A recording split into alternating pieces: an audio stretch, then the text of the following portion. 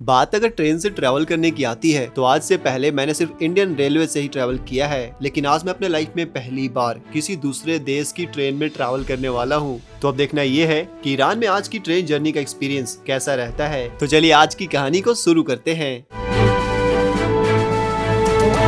नमस्ते दोस्तों, नमस्ते from the capital of Iran, Tehran. अभी सुबह का टाइम हो रहा है 4:30 और अर्ली मॉर्निंग मैं निकल चुका हूँ भाई एक अलग प्रोविंस में ईरान के। मैं जा रहा हूँ आज कशान, एक बहुत ही प्यारी सी जगह है और आज मैं एक्सपीरियंस करने वाला हूँ ट्रेन जर्नी ईरान। जी हाँ, सही सुना आपने, ईरान की ट्रेन जर्नी में एक्सपीरियंस करने वाला हूँ, इसलिए मैं अर्ली मॉर्निंग जा रहा हूँ, वरना मैं बस से चला जाता क्योंकि 3 से 4 घंटे की रास्ता है बस। वैसे अपने भारत देश में अभी समय हो रहा होगा 6:30 क्योंकि अपने भारत देश का टाइम ईरान से 2 घंटा आगे है। इस टाइम पर देख सकते हो सड़कें कितनी खाली है यहाँ पर। बाकी यहाँ पे लोग मोटरसाइकिल को रिक्शा बनाकर चलाते हैं। एक चीज आप यहाँ पे नोटिस करोगे कि 90% दुकानों के बोर्ड के ऊपर सिर्फ फारसी लैंग्वेज लिखा हुआ है, इंग्लिश तो है ही नहीं भाई। मतलब जनरली हमारे यहाँ क्या इंडिया में कि इंग्लिश में सारा कुछ मेंशन है। हेलो जी, पहुंच गए तेहरान रेलवे स्टेशन। काफी कम समय लगा, करीब 15 मिनट ऐसा। मुझे लगा था कि काफी दूर है, इसलिए मैं जल्दी में था, बट 15 मिनट में ही अंकल ने पहुंचा दिया। एक्चुअली खाली थी ना।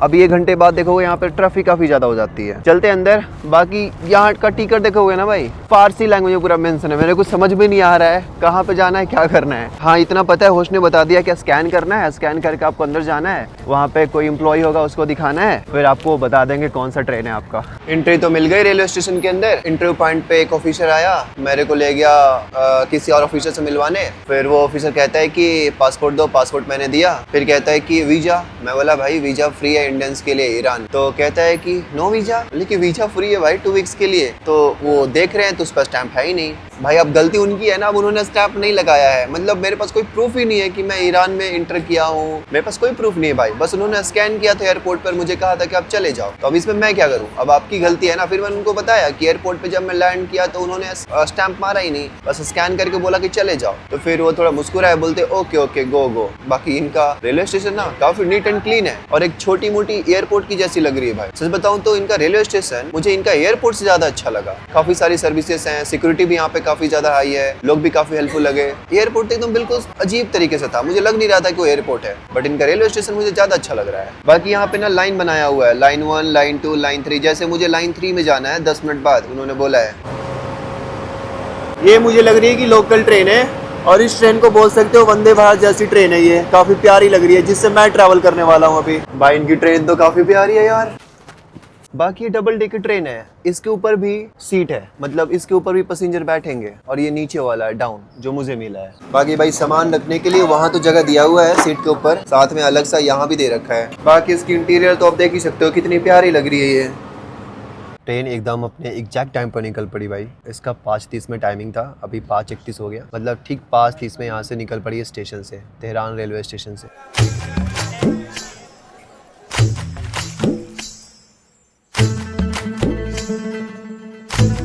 मुझे ऐसा फील हो रहा है ना कि मैं अपने भारत देश के वंदे भारत ट्रेन में ट्रैवल कर रहा हूँ। सच बताऊँ तो ये ट्रेन वंदे भारत से भी मुझे अच्छी लग रही है, क्योंकि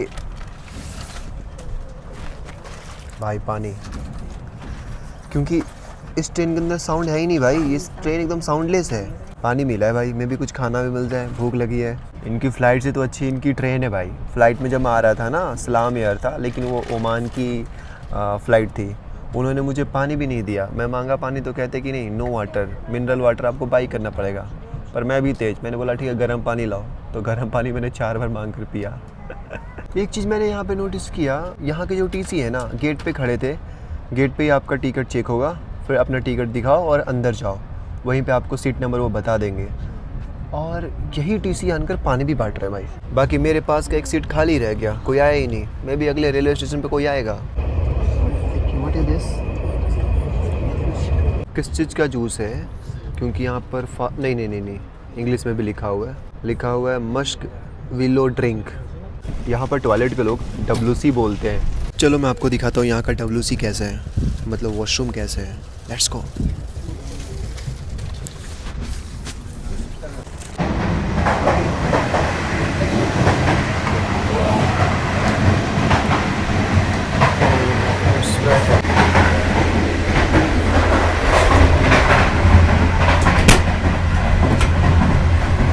नॉट बैड यार, नॉट बैड। अच्छा है इनका वॉशरूम, काफ़ी ज़्यादा नीट एंड क्लीन है, सारा कुछ अच्छे से मेंटेन है भाई। वाह, पसंद आया। बाकी हम लोग कहते हैं ना कि ये इंडियन टॉयलेट है, इंडियन टॉयलेट है, ऐसा नहीं है भाई। सिर्फ ये इंडिया में नहीं होता, हर जगह। ईरान में तो आपको बहुत कॉमन है, हर जगह यही मिल जाएगा आपको। यहाँ तक कि मैंने ये देखा है कि ईरानी लोग ज़्यादातर यही यूज़ करना चाहते हैं। मुझे लग ही रहा था कुछ खाने को भी मिलेगा। देखो मिल गया ये केक।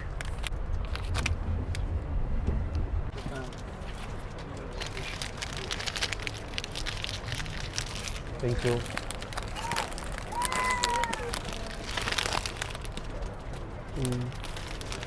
Excuse me, sorry. कुछ बीफ का आइटम था भाई, मैं कैसे खा सकता हूँ, मैंने वापस कर दिया। यहाँ ना सीट के नीचे ही डस्टबिन दे रखा है जिसमें आप अपना सारा कुछ जो भी रैपर्स है रख सकते हो आराम से। ये चीज़ मुझे अच्छी लगी। बाकी अभी आएगा तो मैं पूछूंगा, कुछ वेज में ऑप्शन है तो दो भाई, मेरे को भूख लगी है।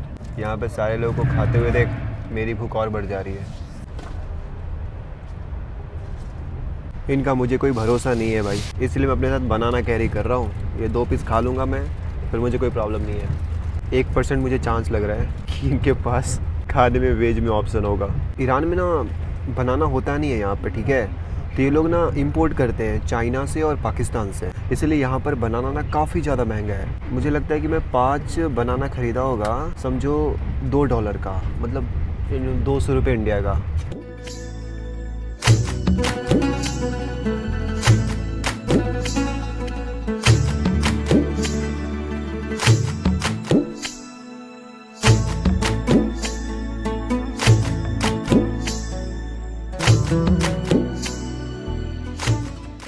मुझे ऐसा लग रहा है इसका स्पीड 200 प्लस होगा।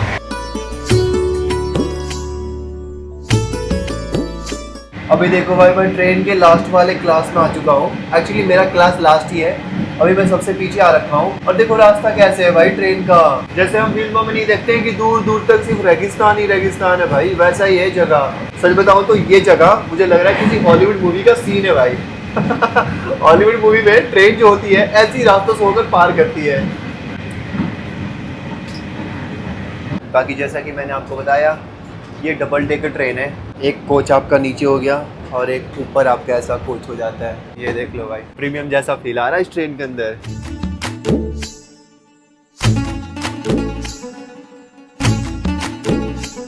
फिलहाल अभी हम यहाँ पे हैं, हमारी ट्रेन इस रास्ते से होकर जा रही है और इसके पास में ही एक लेक है, लिखा हुआ है नमक लेक। आई थिंक इसके बारे में मैंने कहीं तो पढ़ा था। जैसे ईरान जो है ना यूरेनियम के लिए काफ़ी ज़्यादा फेमस है। Iran is very famous for the uranium. अब मुझे धीरे धीरे समझ में आ रहा है कि फ़ारसी और हिंदी में कहीं ना कहीं थोड़ा बहुत तो मतलब मिलता जुलता वर्ड हो ही जाता है। जैसे यहाँ भी लोग नमक बोल रहे हैं, मैं भी नमक बोलता हूँ हिंदी में। अभी नमक लेक आने वाला है दोस्तों, दिखते हैं ट्रेन के अंदर से दिख पाता है कि नहीं दिख पाता है। मैप के अनुसार दोस्तों हम साल्ट लेक के बहुत करीब हैं, लेकिन हमें दिख नहीं रहा है। हो सकता है कि इस समय वो सूख गया होगा, उसके वजह से है।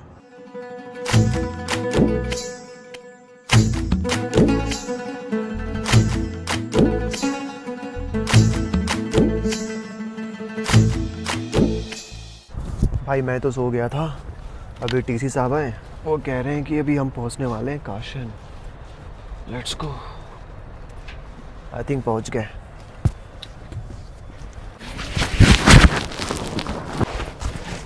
Caution, thank you so much. Nice train journey, nice train Iran. Thank you, bye bye. इनका स्टेशन कितना छोटा सा है और स्टेशन पे भीड़ है ही नहीं, लोग हैं ही नहीं स्टेशन पे। स्टेशन बिल्कुल खाली है, ज़्यादातर स्टाफ ही नज़र आ रहे हैं।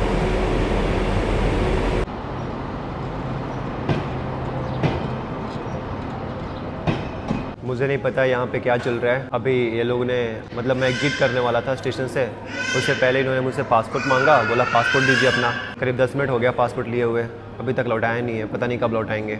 अभी रेलवे स्टेशन से टैक्सी लेकर मैं जा रहा हूँ अपने हॉस्टल। जो पुलिस वाला था ना वहाँ पे स्टेशन पे, बहुत ही हेल्पफुल थे भाई, मुस्कुरा कर हर चीज़ बताया उन्होंने। पासपोर्ट के बारे में बोला कि आप इंडिया से हैं, तो उस टाइम था ही नहीं, तो ये भी कन्फ्यूज़ हैं, तो कब आए, कब जाओगे, क्या हुआ, बस यही पूछा। मैं बोला कि ऐसा सब बात है भाई, 26 को आया था, जो भी चीज़ें थी मतलब स्टैम्प नहीं मिला है, यही है जो भी है। तो बोले ओके ओके, वेलकम टू कशान, आई लव इंडिया, ये सारी चीज़ें हुई। रिकॉर्डिंग्स अलाउड नहीं था, पुलिस मैन के साथ क्या ही रिकॉर्डिंग करता मैं, जनरली मैं रिकॉर्ड नहीं करता। एंड फिर उन्होंने ही मुझे बोलते हो कि मैं बोला कि टैक्सी कर दो, क्योंकि भाई टैक्सी वाले भैया लोग फिर ज़्यादा पैसा भी मांग लेते हैं कभी कभी ना। तो कहा कि ठीक है आ जाओ, मैं आपको टैक्सी कर देता हूँ। मतलब ट्रांसलेशन की मदद से हुआ। पुलिस वाले को इतना इंग्लिश आ नहीं रही थी, वो सॉरी बार बार मेरे को बोल रहा था। मैं बोला सॉरी क्यों बोल रहा हूँ भाई, तुम्हें अगर अपना देश का लैंग्वेज आता तो अच्छी बात है, चलो तुमको कम से कम आता तो है। हाँ, तो फिर उसने ही टैक्सी किया। अभी टैक्सी लेके हम जा रहे हैं अपना हॉस्टल। अभी लग रहा है भाई कि मैं असली ईरान के अंदर प्रवेश किया हूँ। तेहरान में ऐसा मुझे कुछ लग नहीं रहा था। यहाँ पे घरें भी काफ़ी अलग स्टाइल की है और काफ़ी सारी घरें यहाँ पे टूटी पड़ी है भाई। ऐसा लग रहा है जैसे कुछ अटैक वगैरह हुआ है क्या।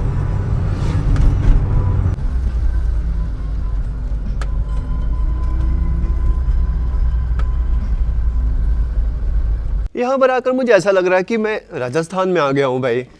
जैसलमेर में मैं जब गया था तो मुझे कुछ ऐसा ही लग रहा था। घर देखो कितनी, मतलब सारे घर यहाँ पे ट्रेडिशनल है भाई, मिट्टी के बने हुए और मिट्टी और पुआल का ऐसा लग रहा है। बड़ा ही अजीब सा यार, लेकिन जगह हमारे राजस्थान में तो कम से कम लोग दिख जाते हैं। यहाँ पर आकर तो ऐसा लग रहा है जैसे वो आतंकवादी वाली मूवी नहीं होती है वैसा कुछ लग रहा है भाई।